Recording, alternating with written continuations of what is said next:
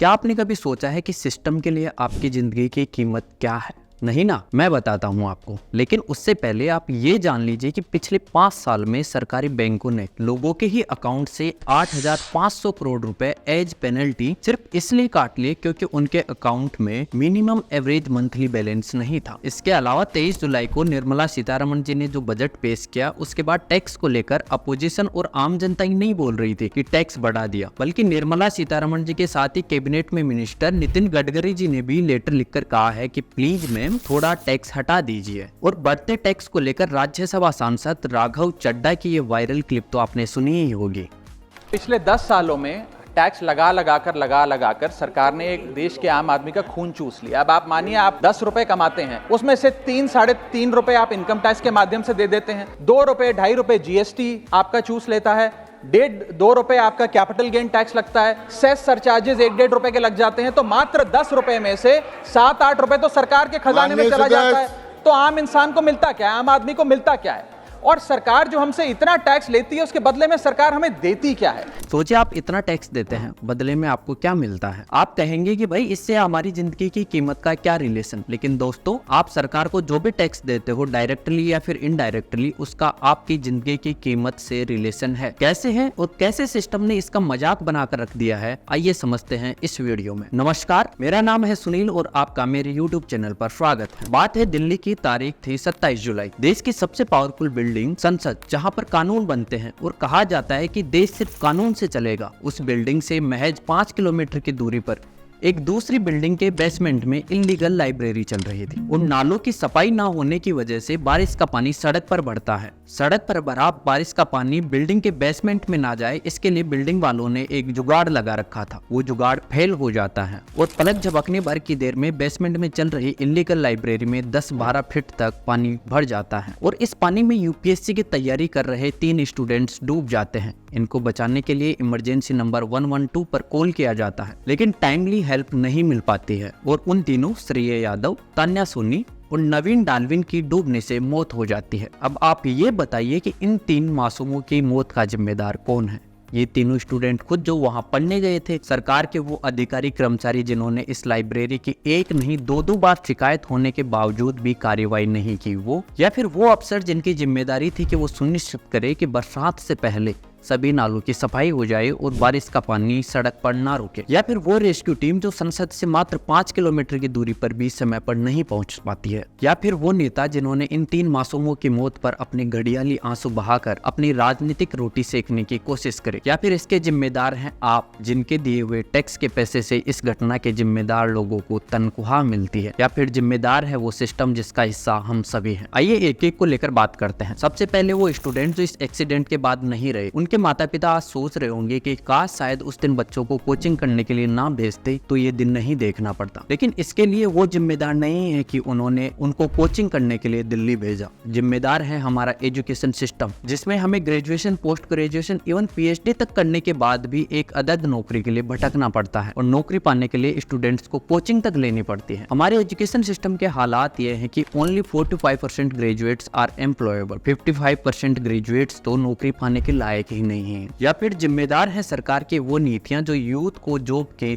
Opportunity ही provide नहीं करवा पा रही। एक अनाथ रो बीमार वाले हालात हैं, वैकेंसी है 7 लाख की और जॉब मांगने वाले हैं 22 करोड़। और यदि हमारा यूथ इससे निकल भी गया तो फिर पेपर लीक वाली लाइलाज बीमारी उसे मारने के लिए तैयार रहती है। पिछले 7 साल में 70 से ज्यादा पेपर लीक हुए हैं हमारे देश में। ये 70 तो वो हैं जो सरकार ने माने हैं। इसके अलावा कई पेपर लीक ऐसे भी हैं जिनको सरकार ने माना ही नहीं कि ये पेपर लीक हुआ है। यहाँ मैं नीट की बात नहीं कर रहा, ना ही राजस्थान के उस थानेदार भर्ती की बात कर रहा जिसमें पेपर लीक कर पास किए हुए लोग ट्रेनिंग कर रहे थे। इन एग्जाम्स का नाम इन 70 पेपर लीक वाले मामलों में है ही नहीं। इसके बाद हमारे देश के शिक्षा मंत्री बड़ी बेशर्मी के साथ संसद में खड़े होकर बोल देंगे कि पिछले 7 सालों में एक भी पेपर लीक नहीं हुआ है। अरे बाप रे, ये तो धोती खोल रहा है। अगर यहाँ से भी बच गए तो इन ईमानदार स्टूडेंट्स का हक खाने के लिए पूजा खेड़कर जैसे बहुत सारे लोग मौके की तलाश में हैं। देश में हर साल 10,000 से ज्यादा स्टूडेंट सुसाइड कर रहे हैं, लेकिन इससे सिस्टम को क्या ही फर्क पड़ता है। अब आते हैं दूसरे जिम्मेदार सरकार सरकार के उन अधिकारी कर्मचारियों पर जिन्होंने इस लाइब्रेरी की एक नहीं दो बार शिकायत होने पर भी कार्यवाही नहीं की। एक युवा है किशोर सिंह कुशवाहा, उन्होंने 26 जून को दिल्ली एमसीडी के पोर्टल पर जाकर कंप्लेंट करी कि फला कोचिंग के बेसमेंट में इलीगल लाइब्रेरी चल रही है और इसमें कोई हादसा हो सकता है। तो जिस दिल्ली एमसीडी की जिम्मेदारी थी कि शहर में कोई इलीगल लाइब्रेरी ना चले, वो एमसीडी कंप्लेंट करने के बाद भी कोई कार्यवाही नहीं करती है। कार्यवाही नहीं होती है तो किशोर सिंह कुशवाहा 15 जुलाई और 22 जुलाई को 2 बार एमसीडी को रिमाइंडर भेजते हैं कि सर प्लीज इस पर कार्यवाही कीजिए, ये स्टूडेंट्स की सेफ्टी का मामला है। अब पता नहीं इन एमसीडी वालों ने कोचिंग वालों से मलाई खा रखी थी या कोई और चक्कर है, लेकिन एमसीडी कोई कार्यवाही नहीं करती है और एमसीडी को रिमाइंडर देने के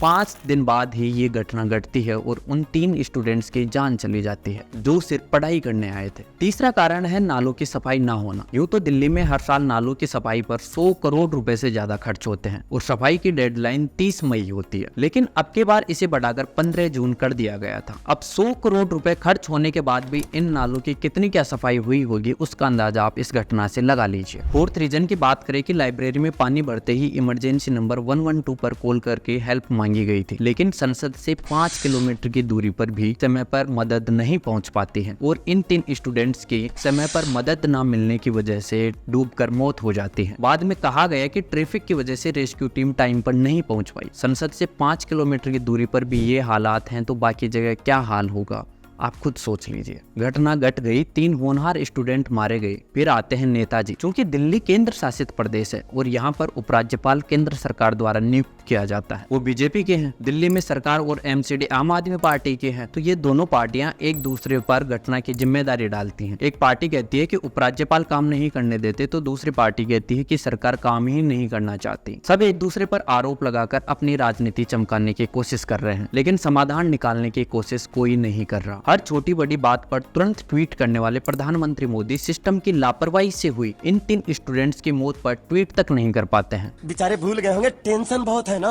वही विपक्ष के नेता राहुल गांधी ट्वीट कर इतिश्री कर लेते हैं तो तेरे को हरामी समझता था, तो राम निकला रे, देव मानुस निकला रे।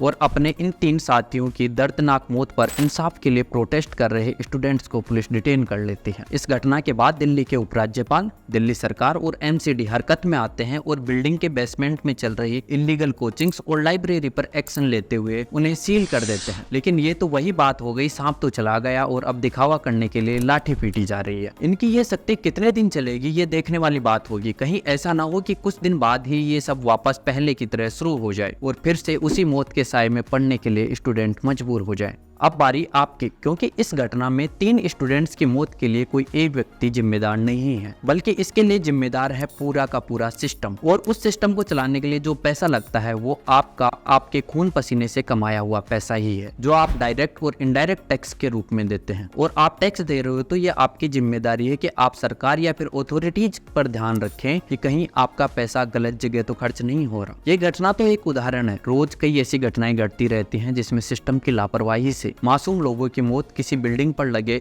इलीगल होर्डिंग के नीचे गिरने से, उसके नीचे दबने से हो जाती है, तो कभी बगैर फायर एनओसी के चल रहे गेमिंग जोन में आग लगने से हो जाती है, कभी सुरक्षित समझे जाने वाली ट्रेन के पटरियों से नीचे उतर जाने से होती है, तो कभी आप सड़क पर चल रहे हो और कोई बेवड़ा आकर अपनी महंगी कार के नीचे आपको कुचलकर आराम से चला जाता है।